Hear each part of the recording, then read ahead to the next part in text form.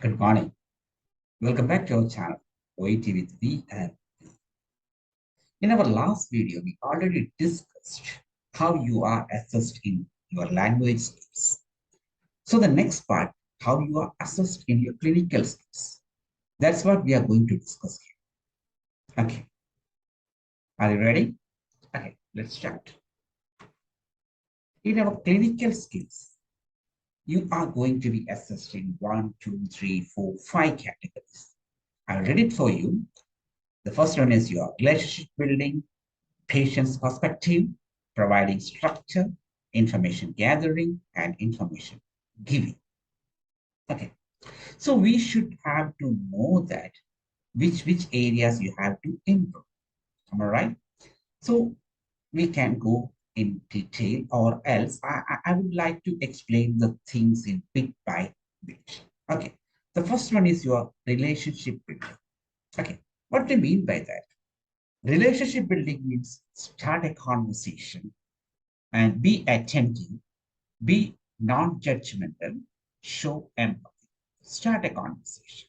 That's what each and every role play card you have to do. That means you have to start a conversation. The way to start a conversation is entirely different in a ward and a emergency department or an outpatient unit, right?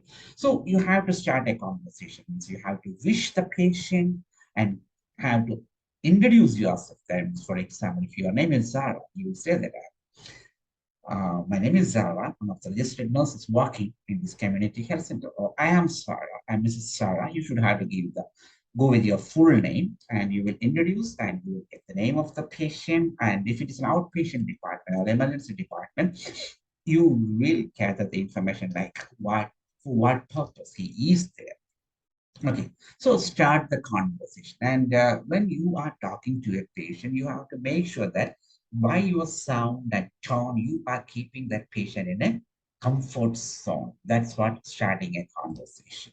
Okay, the second thing is be attentive.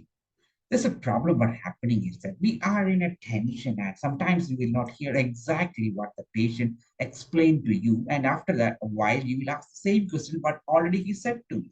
I mean, same thing what already he explained to you. So remember, you will be attentive. You will hear each and every word that he said. Got it? That means be attentive. Okay.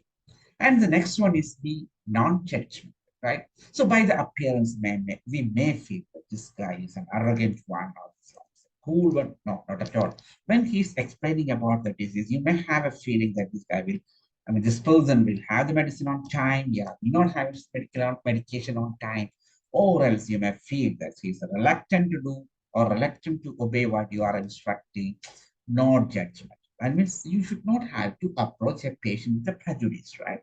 Nothing. You just hear him, then give explanation to him. Be non-judgment.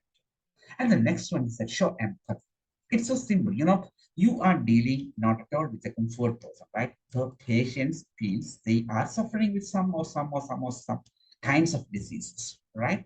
So they are there or they are meeting you to get some comfort, right? So you have to, for example, if a patient is saying that I have a severe headache, oh my God, I mean, that's an expression, right?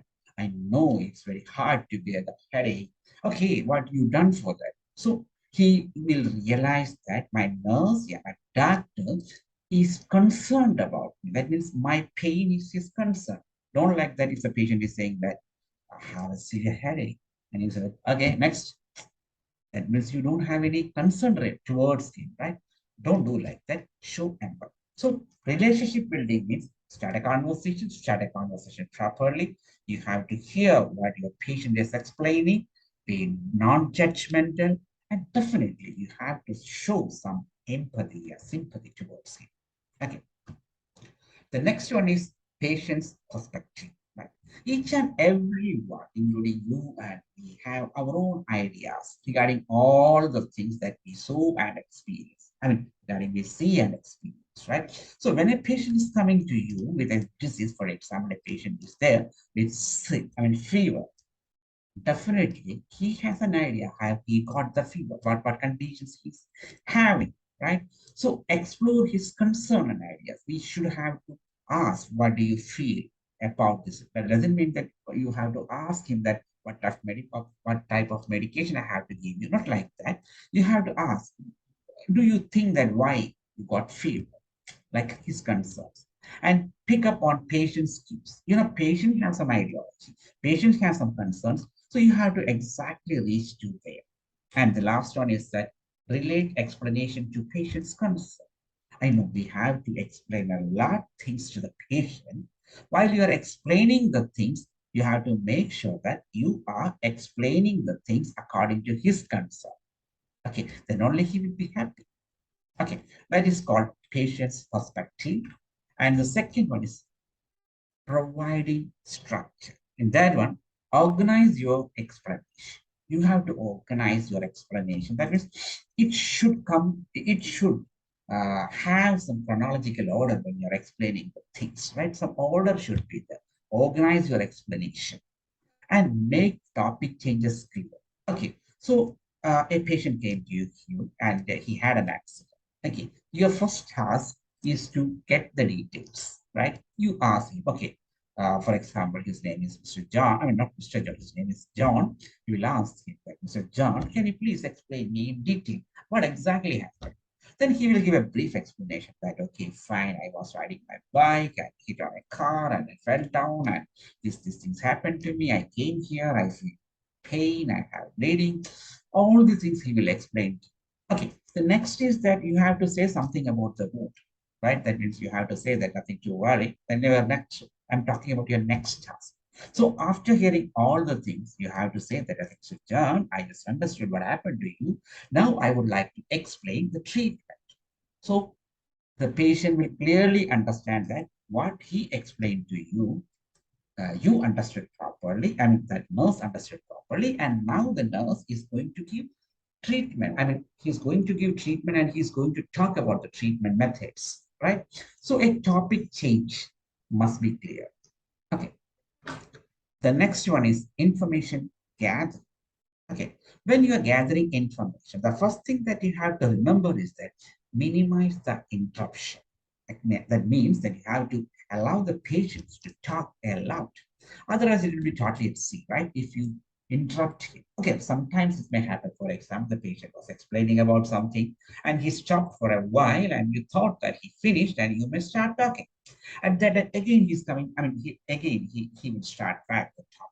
So then definitely you have to stop there. I mean, nurse has to stop and then have to say that, I'm really sorry to interrupt. Please carry on. You have to apologize. You have to apologize to him and encourage him to talk again. That's what you have to do there. Okay, that's called minimum interruption. Okay, the next one is that while you are gathering information, you have to ask a lot of questions and you have to divide the questions into open questions and closed questions. Don't ask only open or only closed. You have to mix this in a ratio that you feel good. You have to ask open questions and definitely the closed questions too. And when you are asking questions, you have to remember to avoid compound questions. Actually, it's happening when you are talking to a patient. He's an old, he is more than 60 years old, and he is, suffering with some serious medical conditions. If you ask two, three questions together, maybe, I'm not sure that every time it will happen, maybe he will get confused and he will not be able to answer all the questions that you asked, or maybe he caught the question in a wrong way and he gave some other answers. If this one happens, means what is exactly happening there, right? The patient will not be able to clarify all his concern to you, and you will not get what exactly the patient want to say to you, and definitely it will affect the medication, right? The treatment. So avoid compound questions. You go with simple questions and clarify the things. That means you asked a question and he gave some answer for that one. If you feel some difficulty to understand that one, or if you feel that I need more clarification regarding the information that he passed to me, definitely you have to ask it. Okay. Then summarize. Summarizing is a good thing. It will make your understanding more clear. Okay. For example, a patient said that from yesterday, I'm feeling severe headache, and in the morning it was there when I got up, and I feel giddiness, and because of giddiness, I had a fall, and after that I feel much tired. Okay, so after hearing this one, you will say, for example, Mr. John explained all these things to you. You will say that, Mr. John, from your explanation, what I understood is that you are suffering from severe headache from last night to from today. So, I mean, today from today morning, you just have some giddiness, and because of that, you had a fall, and after that, you are tired much. Am I right? So, clarification, summarizing it, right? So, like this way, you have to summarize. The next is information giving. So before giving an information, you should have to know that what the information he needed. So you have to know what patient knows. For example, if he has a cut, a wound, yeah, he is suffering from headache, yeah, he has a fever, definitely that patient should have some ideas regarding that. So first you have to clarify that what he thinks about that. Establish what patient knows. Okay. And the second thing, pause when giving information. Actually, uh, you are, running in between this clock, right? You know that everything I have to finish in 5 minutes. So you may be in a hurry with given while you are giving explanation, right? So pause when you are giving. You should have to stop in between. Otherwise, the listener will not understand exactly what you are trying to convey here.